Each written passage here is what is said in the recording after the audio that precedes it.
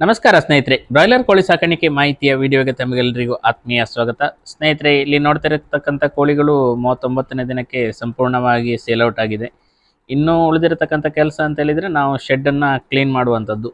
ಮುಂದಿನ ಹೊಸ ಬ್ಯಾಚಿನ ಮರಿಗಳ ಆಗಮನಕ್ಕೆ ನಾವು ಶೆಡ್ಡನ್ನು ಶುಚಿತ್ವವಾಗಿ ಇಟ್ಟುಕೊಳ್ಳತಕ್ಕಂಥದ್ದು ನಮ್ಮ ಕರ್ತವ್ಯ. ಆ ಕಾರಣದಿಂದ ಕಳೆದ ಬ್ಯಾಚಿನ ಏನು ನೆಲಹಾಸ ಮೇಲೆ ಹಾಕಿರ್ತಕ್ಕಂಥ ಬೆಡ್ ಅಂತ ಹೇಳಿದರೆ ನಾವು ಮಾಡಿರ್ತಕ್ಕಂಥದ್ದು ಭತ್ತದ ಹೊಟ್ಟಿನ ಬೆಡ್. ಇದನ್ನು ನಾವು ಕೋಳಿ ಹೋದ ತಕ್ಷಣ ನಾವು ಇದನ್ನು ಒಟ್ಟುಗೂಡಿಸಿ ಅದನ್ನು ಚೀಲದಲ್ಲಿ ತುಂಬಿ ಯಾವ ರೀತಿಯಲ್ಲಾದರೂ ನಾವು ಶೆಡ್ನಿಂದ ಅದನ್ನು ಹೊರಗಡೆ ಹಾಕಲೇಬೇಕಾಗ್ತದೆ.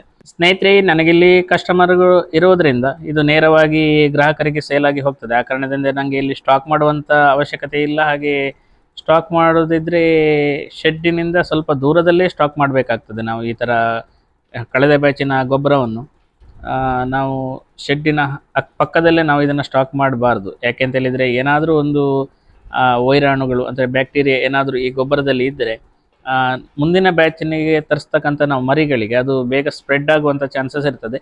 ಆ ಕಾರಣದಿಂದ ಒಂದು 100 ಮೀಟ್ರ್ ಕನಿಷ್ಠ ಒಂದು 100 ಮೀಟರ್ ದೂರದಲ್ಲಿ ಆದರೂ ನಾವು ಈ ಗೊಬ್ಬರವನ್ನು ಸ್ಟಾಕ್ ಮಾಡಬೇಕಾಗ್ತದೆ. ತುಂಬ ಹತ್ತಿರದಲ್ಲಿ ಸ್ಟಾಕ್ ಮಾಡಿದರೆ ಸ್ವಲ್ಪ ಏನಾದರೂ ಸಮಸ್ಯೆ ಆಗ್ಬೋದು. ಹಾಗೆ ಈ ಭತ್ತದ ಹೊಟ್ಟಿನಿಂದ ತಯಾರಾದ ಕೋಳಿ ಗೊಬ್ಬರಕ್ಕೆ ಮಾರ್ಕೆಟಲ್ಲಿ ತುಂಬ ಬೇಡಿಕೆ ಇದೆ. ಬೇಗನೆ ಸೇಲ್ ಔಟ್ ಆಗ್ತದೆ. ಬಟ್ ಕೆಲವೊಂದು ಕಡೆ ಕೆಲವರು ಮರದ ಹುಡಿಗಳಿಂದ ಈ ಕೋಳಿಗಳ ಬೆಡ್ಡನ್ನು ತಯಾರಿಸಿ ಅದರಿಂದ ಗೊಬ್ಬರ ರೆಡಿ ಆಗ್ತದೆ.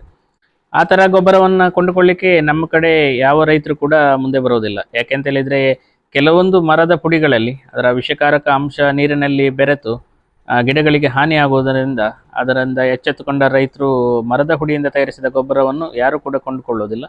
ಅದು ವೇಸ್ಟ್ ಆಗೇ ಇರ್ತದೆ ಫಾರ್ಮರ್ಸಿಗೆ. ಯಾಕಂದರೆ ಹೆಚ್ಚಾಗಿ ಮರದ ಹುಡಿಗಳನ್ನು ಕೆಲವೊಂದು ಫಾರ್ಮರ್ ಬಳಸಲಿಕ್ಕೆ ಹೋಗೋದೇ ಇಲ್ಲ. ಇನ್ನು ತೆಂಗಿನಕಾಯಿಯಿಂದ ಬರ್ತಕ್ಕಂಥ ಉಪ ಉತ್ಪನ್ನ ಅಂತೇಳಿದರೆ ನಾರಿನ ಪುಡಿ, ಅದು ಕೂಡ ಉತ್ತಮ ಬೇಡಿಕೆ ಇದೆ ಮಾರ್ಕೆಟಲ್ಲಿ. ಆದ್ದರಿಂದ ಎಲ್ಲ ಕೋಳಿ ಸಾಕಣೆದಾರರು ಭತ್ತದ ಹೊಟ್ಟು ಅಥವಾ ತೆಂಗಿನ ನಾರಿನ ಪುಡಿಗಳಿಂದನೇ ಬೆಡ್ಡನ್ನು ತಯಾರಿಸಿ ಗೊಬ್ಬರ ಮಾರಾಟ ಮಾಡೋದು ಉತ್ತಮ ಎಂತಕ್ಕಂಥದ್ದು ನನ್ನ ಸಲಹೆ. ಯಾಕೆಂತೇಳಿದರೆ ರೈತರ ಹಿತದೃಷ್ಟಿಯಿಂದ ಹೇಳಲಿಕ್ಕಾಗೋದಿಲ್ಲ. ಕೆಲವೊಂದು ಮರದ ಪುಡಿಗಳಿಂದ ಎಲ್ಲಿಯಾದರೂ ಬೆಳೆಗಳು ನಾಶ ಆದರೆ ಅದಕ್ಕೆ ನೇರ ಕಾರಣ ನಾವು ಫಾರ್ಮರ್ಸ್ ಆಗಿರ್ತೇವೆ. ಅವರಿಗೆ ಕೂಡ ಅದರ ಅರಿವಿರುವುದಿಲ್ಲ. ಹಾಗಾಗಿ ಇತ್ತೀಚಿನ ದಿನಗಳಲ್ಲಿ ದನದ ಗೊಬ್ಬರ ಸಿಗುವುದು ತುಂಬ ಕಡಿಮೆಯಾಗಿದೆ. ಹೆಚ್ಚಾಗಿ ಕೋಳಿ ಗೊಬ್ಬರದ ಮೇಲೆ ಹೆಚ್ಚಿನ ರೈತರು ಅವಲಂಬಿತರಾಗಿದ್ದಾರೆ. ಅದರಿಂದ ನಾವು ಕೂಡ ರೈತರಿಗೆ ಸ್ವಲ್ಪ ಸಪೋರ್ಟ್ ಮಾಡುವುದು ಅತ್ಯಗತ್ಯ ಅನ್ನಿಸ್ತದೆ. ಹಾಗೆ ನಮ್ಮ ಕಡೆ ಇಲ್ಲಿ ಇವಾಗ ಒಂದು ಚೀಲ ಅಂತೇಳಿದರೆ ನಾವು ಫೀಡನ್ನು 50 kg ಬ್ಯಾಗಿನ ಒಂದು ಚೀಲದ ಕೋಳಿ ಗೊಬ್ಬರಕ್ಕೆ ರೈತರು ಬಂದು ಒಂದು 110ರಿಂದ 120 ರೂಪಾಯಿಯನ್ನು ಕೊಟ್ಟು ಅವರೇ ಶೆಡ್ಡಿಂದ ನೇರವಾಗಿ ಕೊಂಡುಕೊಂಡು ಹೋಗ್ತಾರೆ. ಇದು ತುಂಬ ಫಾರ್ಮರ್ಸಿಗೆ ಇದರಿಂದ ಯಾವುದೇ ಕೂಡ ಲಾಭ ಇಲ್ಲ. ಯಾಕೆಂತೇಳಿದರೆ ಭತ್ತದ ಹೊಟ್ಟಿಗೂ ಕೂಡ 1 kgಗೆ 10 ರೂಪಾಯಿಯಷ್ಟು ರೇಟ್ ಇದೆ. ಟ್ರಾನ್ಸ್ಪೋರ್ಟೇಷನ್ನು, ಹಾಗೆ ನಾವು ಗೊಬ್ಬರ ತುಂಬಿಸಲಿಕ್ಕೆ ಲೇಬರ್ ಚಾರ್ಜು ಪ್ಲಸ್ಸು ಇದರದ ಬ್ಯಾಗು ಅಂತೇಳಿದರೆ ಗೊಬ್ಬರ ತುಂಬಿಸಲಿಕ್ಕೆ ಒಂದು ಬ್ಯಾಗಿಗೆ 10 ರೂಪಾಯಿ ಬರುತ್ತದೆ. ನಾವು ಅದನ್ನು ಹೊರಗಡೆ ಸೇಲ್ ಮಾಡಿದರೆ 10 ರೂಪಾಯಿ ಸಿಗ್ತದೆ.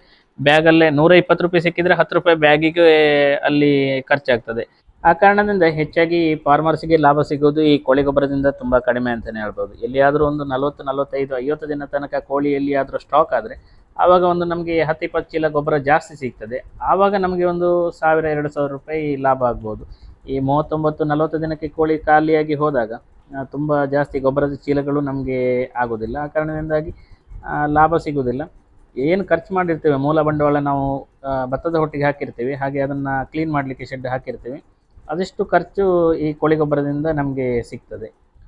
ಹಾಗೆ ಈ ವಿಡಿಯೋನ ವೀಕ್ಷಿಸ್ತಿರುವವರು ತಮ್ಮ ಊರಲ್ಲಿ ಒಂದು ಚೀಲ ಕೋಳಿ ಗೊಬ್ಬರಕ್ಕೆ ಎಷ್ಟು ರೇಟ್ ಇದೆ, ಎಷ್ಟು ರೇಟಲ್ಲಿ ಸೇಲ್ ಮಾಡ್ತಿದ್ದೀರಿ ಅಥವಾ ಯಾವ ರೇಟಲ್ಲಿ ಪರ್ಚೇಸ್ ಮಾಡ್ತೀರಿ ಅಂತಕ್ಕಂಥದ್ದು ನನಗೆ ಕಮೆಂಟ್ ಬಾಕ್ಸಲ್ಲಿ ತಿಳಿಸಿ.